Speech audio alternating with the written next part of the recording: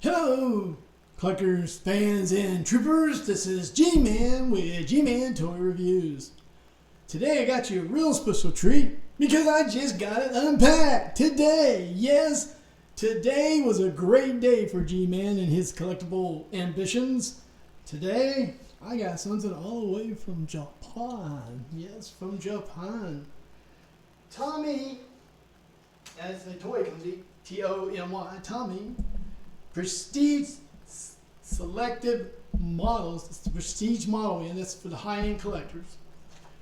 Did a crowdfunding adventure last year, and to get involved, you had to pay the full cost what they were going to charge of $599.99. You just might as well say $600. And for $599, it was worth it. Okay. This is Tommy's Prestige Selected 1/350 scale, 32 inches or better, Star Trek U.S.S. Enterprise NCC 1701 replica. And I was on the Admiral thing because I got, honestly, two that's already been spoken for. One I'm keeping in the box for myself, and the other one, this one, will be on display. And we'll go back down to it. This one is going to be the one on display in my eBay room / Star Trek collection room. And it is beautiful. The paint is based off the Smithsonian 11-foot they've redone back for the 2016 50th anniversary. And they've redone the Smithsonian. And this is all the paint chips, the colors, all the information. This is basically the same thing that the Smithsonian Institute, the 11-foot studio model, and you're getting it in die-cast metal, yes, not plastic, die-cast metal mostly, and it weighs over 20 pounds. This is a big, healthy girl, and you need a big place to display it. How does it stack up? Well, let's find out, okay? First of all, let's get something from the get-go. There's been people talking about this, and they've been bad things that they didn't like about it. People have canceled. Some people still badmouth it, but they kept the model anyways. What's up with that? And you know who you are because you posted it on YouTube. But I'm not going to do that because I'm sort of, well, I'm in awe with it. I think it's awesome. I think it's marvelous. It's magnificent. And for what they did, just like my wife, Mrs. G, she said they knocked it right out of the ballpark. She thought it looked just like the one on the television series from 1966 to 1969, the original Star Trek series. But everybody remembers that was Captain Kirk and Spock, McCoy, who was Bones, and O'Hara, Chekhov, Sulu, Scotty. Who could forget Scotty, right? Of course, Mrs. Roddenberry, who was Nurse Chapel. I look at it this way. For what you paid for it, it's worth every cent. In fact, I'm going to be so bold, they should have charged more for this. My original master replica, artist proof, that I got, cost me close to $1,400 delivered to me. From master replica back in 2007 or 6, I remember. That was for the 40th anniversary. And this one is basically, to me, below half the cost that would cost me. And this is a very nice thing. One, it's all mostly, say, 95% metal. The other part, 5% is maybe some plastic in there. Okay? They've been bad-mouthing it, and I'm going to address what things they've been talking about. I'm not saying it's bad, I'm not saying it's good, but to me, I don't know. You know, I'll let y'all decide. I'll let people make their comments, and y'all tell me what y'all think. And I want the people who cancel their order to be in these comments too. I want you to step up and explain to me why you canceled. And why you don't think it was worth $599. One, it's going to increase in value because, hey, after they made it, they broke the molds. Tommy destroyed the molds. That's it. This is the only one they'll ever make. And there won't be any more. How many are there? Well, they needed to get 5,000 backers, and they blew that away. So yeah, they may save at least 5,000 plus on this ship. And of course, they got some for backup in case some are damaged or don't work right, so they can trade them off for the customers who did pay first. But also, Tommy-USA, at their store, web store, if you call them, that 1-800 number, which I will put in the information for y'all to look in the more thing, so you can look up the information on the description.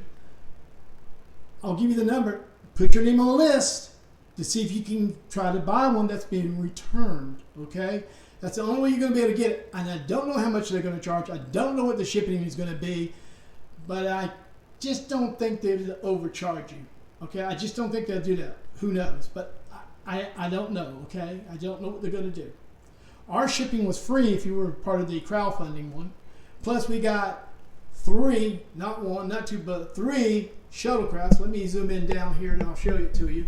Right there, there's 2 of them right there for you. Problem is, there's one more. Oh, it's not missing. I just got it somewhere, and I'll show you where it's at when I go around this table. Okay. First off, let's address some of the bad points about this. And what I'm going to do is I'm going to go around and I'm going to turn on the lights for you. Okay, I'm going to turn on the lights. First touch will touch the saucer. It will start. There you go. There's the lights for the saucer. Okay. All right.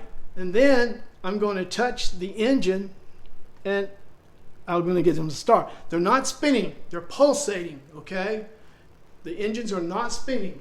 Okay. You have 3 settings to make the engines go slow, medium, and fast. So definitely you got 4 settings and then off. Okay. On the saucer, you have 2 settings, then it goes off. This setting turns on the lights on the thing, navigation stuff. You see light. The second touch will turn on the impulse engines back here. I'll do that for you when we get it back there. And then the back of the doesn't light up. It looks just like, well, most of the time what you saw on the TV series around the 2nd and 3rd season. Okay. I like the ship the better. They painted it after the Smithsonian, so it's exactly the same paint chip, the same design. They even put the rust right here in front where it looks like it's been through, it's been through its duties. Remember, Captain April and Captain Pike had this ship before Kirk. So it's got its will-do earns, okay? And you can see, and they went on a 5 mission. Unfortunately, we only got C3 in the original series. But they tried to take over when they built the animated series back in the 70s. So I guess it was almost 5. But I do love that rust color. I think they did it really good. I like how they did the showing some, wear and tear on the Enterprise. It looks marvelous to me. What I'm going to do is I'm going to turn off some of my lights to give y'all a better look at it at this time, okay? So what I'm going to do, I'm going to get it more dark in here, like this. There you go. How's that look, people? I'll turn off the back one on you. There you go. Now I want you to tell me, is that gorgeous or is that gorgeous? Look at those nacelles. Look at those nacelles, people. And you can see they're not spinning, okay? But like I said, if you touch that pylon on the green side navigation on this side, very bottom square, they'll start spinning. And I'll show you how that too, if you like. Right now, I want to go around the ship. I want to point out some things to you. I want to let you see how it looks in the dark first. Okay, so what I'm going to do, I'm going to pick up the video camera gently. Hopefully it won't make too much noise getting out. Okay, gently. There, I got it. Now I got it out. Sorry for the thing. Sorry for the shadows too, but it is dark in here. All right, I'm coming around and I'm going to drop. Here we go. Now on this side with the red navigation, this is one of the complaints. This brace was never supposed to be there. Supposedly They only showed us one base, and that was it. Now, you have to understand, this thing is 20 pounds, and the saucer alone, I think, is almost 10 pounds by itself, maybe more.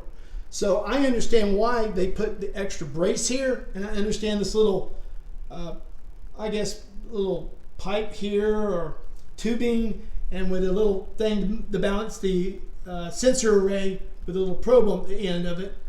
Okay, I think I know why they put it there to hold some of the weight, because you don't know if they say they don't want you to keep it on that one thing too long, because they're worried about the thing either tumbling over or honestly sagging, because, well, there's only one I guess hexagon nut screw in there for an Allen wrench, and that's it, and it's up here. I'll show you real quick. I'll take this off. I'll let y'all see it. Take a look at this. This is another complaint. A lot of people assumed that they were going to, maybe an extra screw would have been nice. I think they should have did 2 screws, but they only did 1. But they cleverly hit it with this. This is all metal, and it goes right there to cover it up. Now watch. It's magnetized. So what you do is you get it back up to where it was, right? And there it goes. Well, it sort of goes. I'm still working with it. Forgive me. Go and drop it. Here we go. There we go. Like that. All right. Now, let's get to the back of the thing. Oh, wait a minute. Let's show you the top of the bridge. The bridge is beautiful. Look at this.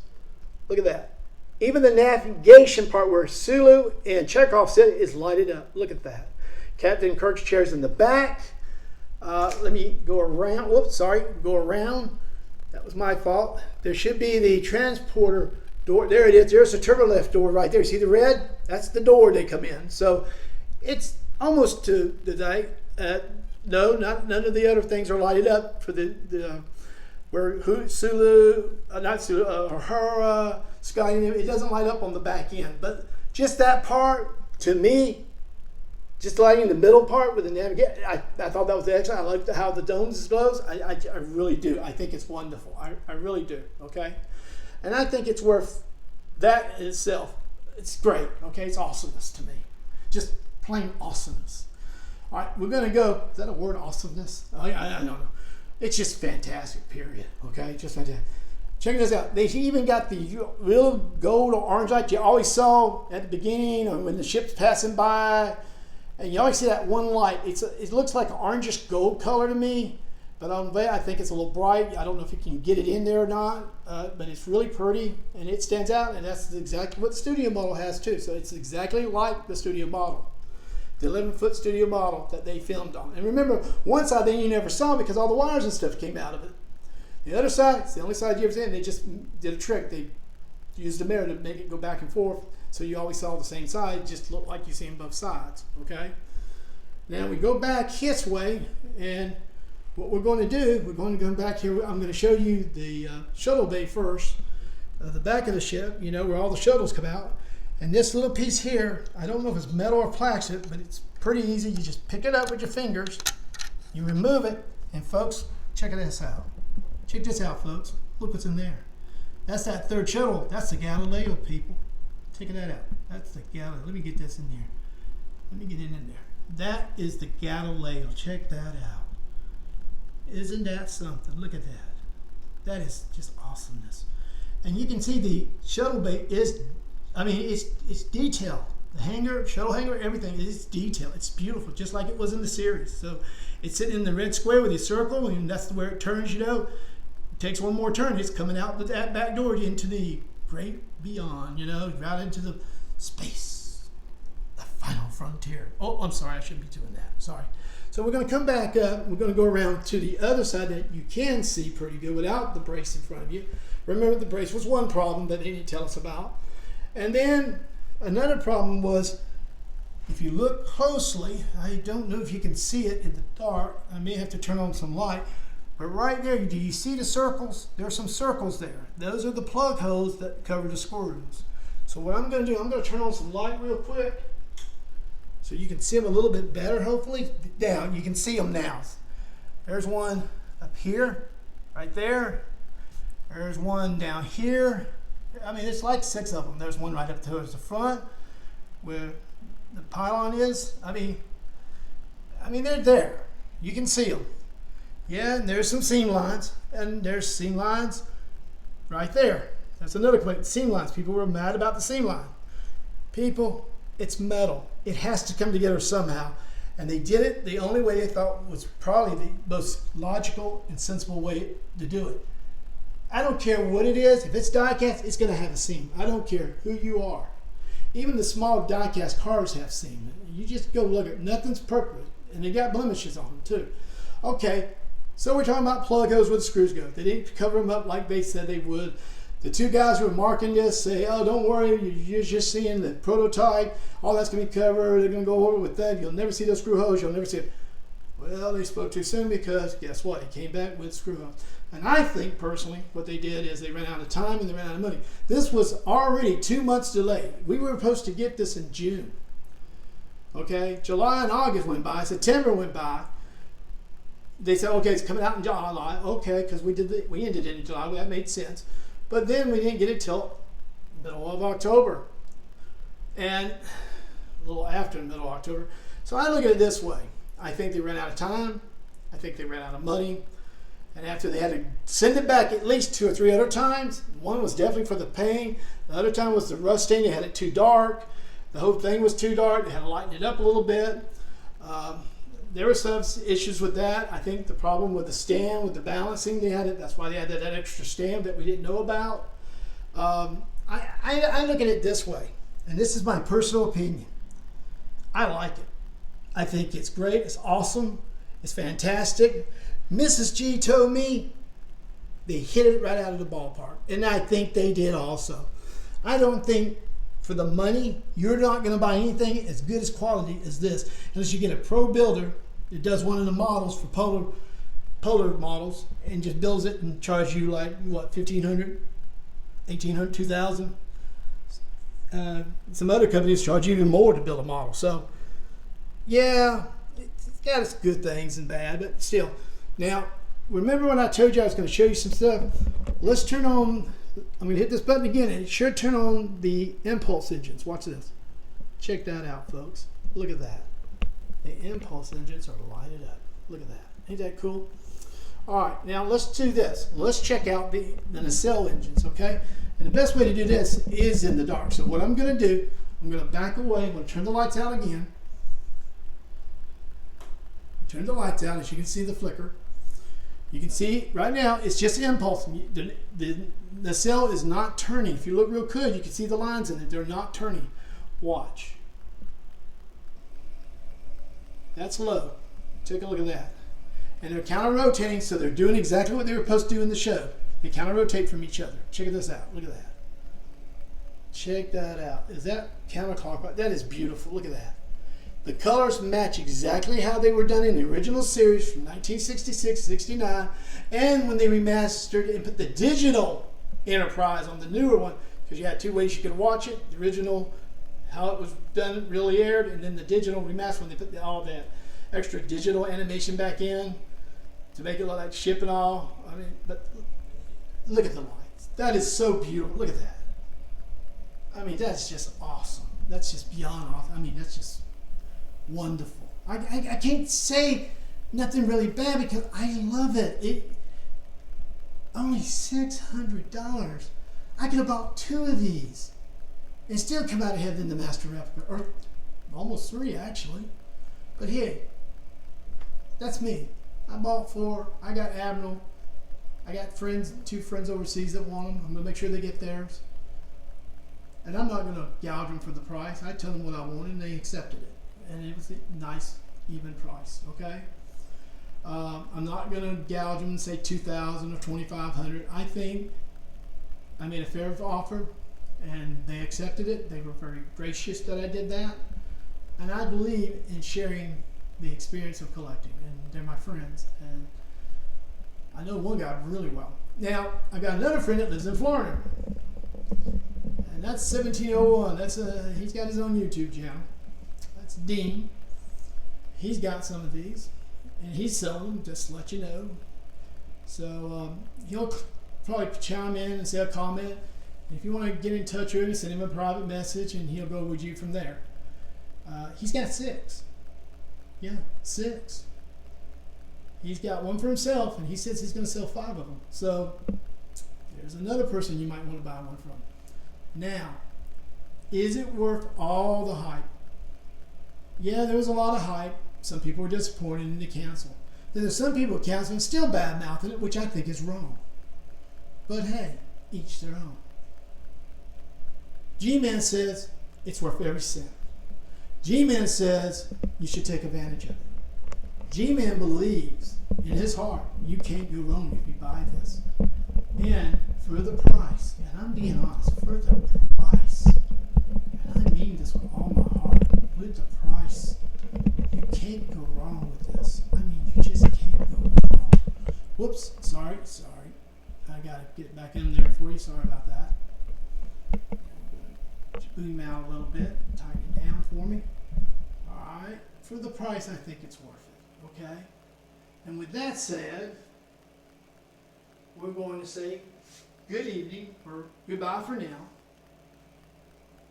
And this has been G-Man with G-Man Toy Reviews, signing off. Peace! Ah!